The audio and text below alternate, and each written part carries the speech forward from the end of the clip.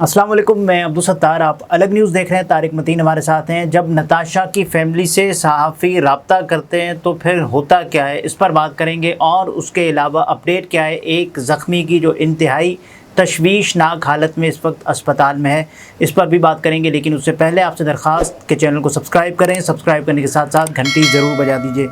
لیکن آپ دیکھیں کہ کوئی افسوس نہیں ہے، کوئی ندامت نہیں ہے، ایسے ہی بس سب کچھ چل رہا ہے۔ اچھا، ہم لوگوں نے ایک بات کی تھی کہ پاکستان میں یہ جو ہمارے شوبز اسٹارز ہیں، باقی اسٹارز ہیں، کیا یہ اس معاملے پر بات کر رہے ہیں؟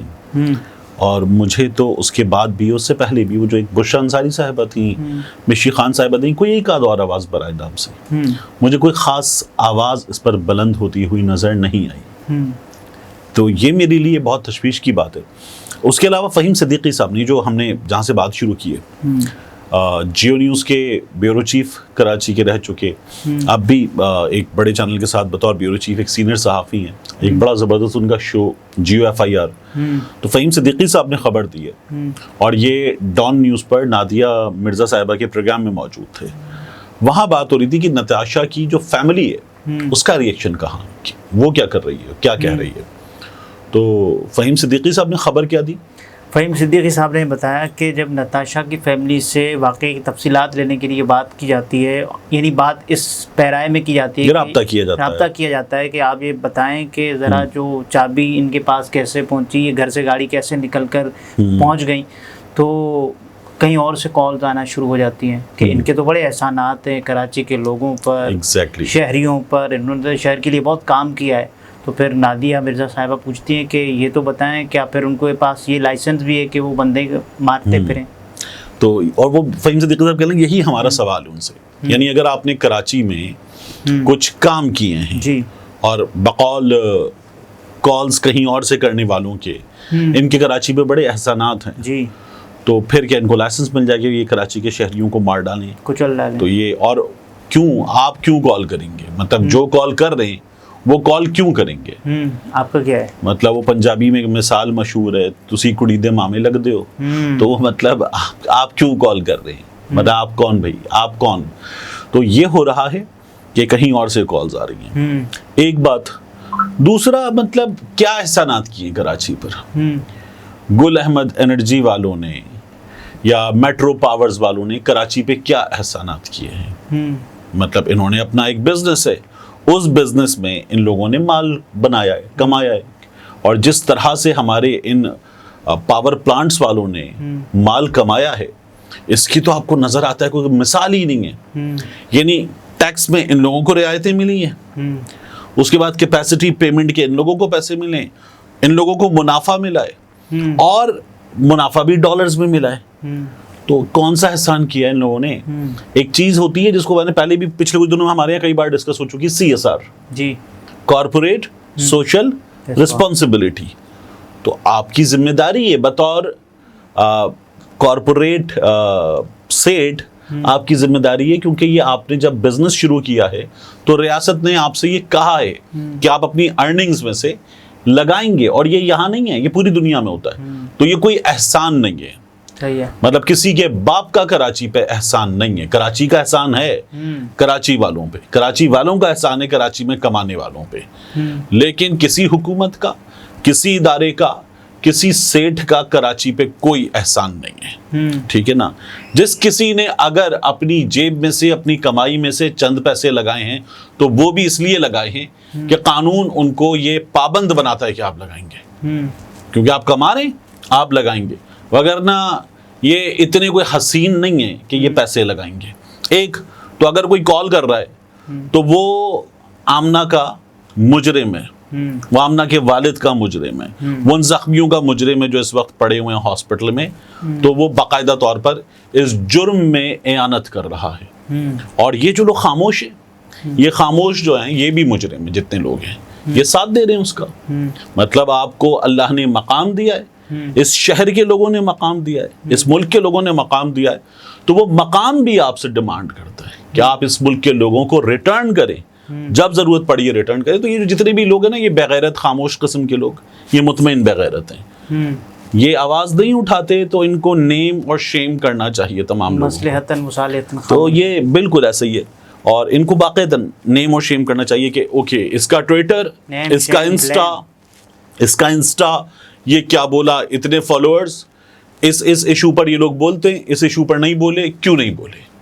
ٹھیک ہے, تو یہ باقاعدہ طور پر برزخ پر سب بول رہے تھے نا. ہاں, یہ باقاعدہ طور پہ کرنے کا کام ہے, بالکل کرنا چاہیے. اور اس کے علاوہ ایک زخمی کی حالت انتہائی تشویشناک ہے. ٹی وی چینلز رپورٹ بھی کر رہے ہیں کہ کارساز حادثے میں, یہ فیض اللہ سواتی نے ٹویٹ بھی کیا ہے, کارساز حادثے میں باپ بیٹی تو موقع پر ہی جان سے گئے, مگر کورنگی کا عبدالسلام بھی شدید زخمی ہوا. کتابوں کی سپلائی کرنے والا عبدالسلام تشویشناک حالت میں ICU میں ہے. فیملی کے مطابق سرکار نے کوئی رابطہ نہیں کیا, وہ خود ہی علاج کروا رہے ہیں. اگلے 48 گھنٹے اس کی صحت کے حوالے سے بہت اہم ہے. ٹھیک ہے, ہم جب سامنے بیٹھے ہوئے تھے SHO صاحب کے, جہاں ہم تھانے گئے تھے, تو انہوں نے کیا بتایا تھا کہ ایک زخمی بہت کرٹیکل ہے, تشویشناک ہے, یہ وہ زخمی ہے.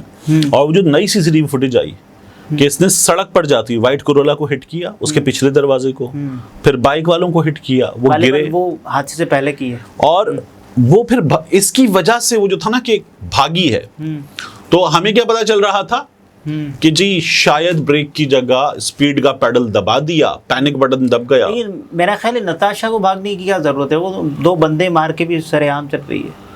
نہیں, یہ ہوتا ہے نا کہ اس جگہ کچھ ہو جائے گا, ریئیکشن آ جائے گا, پھر اس کے بعد اس نے وہ حرکت کی ہے, بائک والا سٹی والا کیا کرتا ہے, ہٹ اینڈ رن والا, اور وہ بھاگی ہے.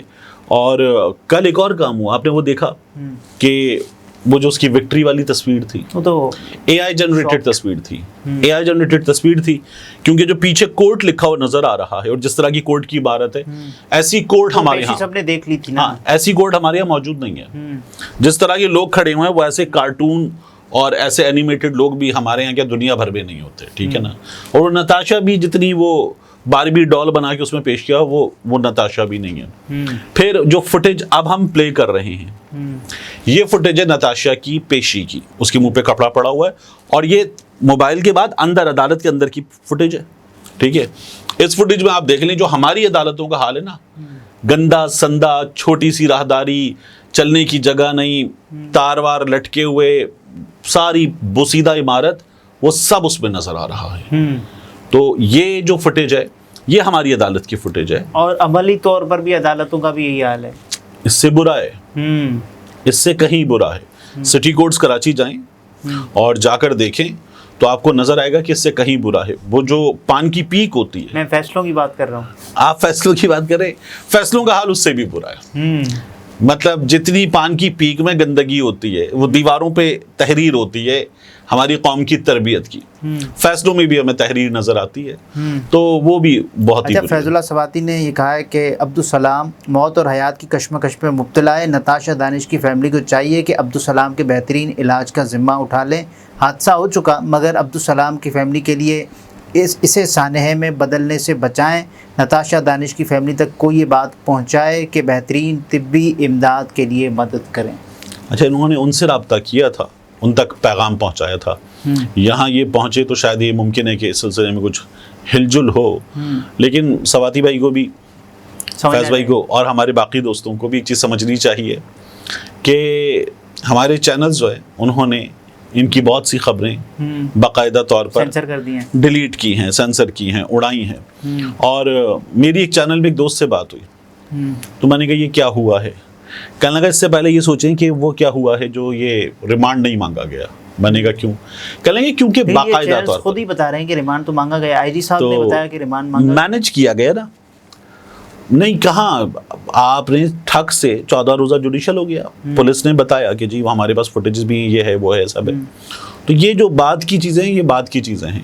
آپ ریمانڈ پہ چلی جاتی, آپ کی پیشی 2 سے 3 دن کے بعد پھر ہو رہی ہوتی, اس کی بھی خبر آ رہی ہوتی, اس کی بھی چیزیں آ رہی ہوتی. جب وہ سب چیزیں چل رہی ہوتی تو اس کا اپنا ایک امپیکٹ ہوتا ہے, پریشر ہوتا ہے.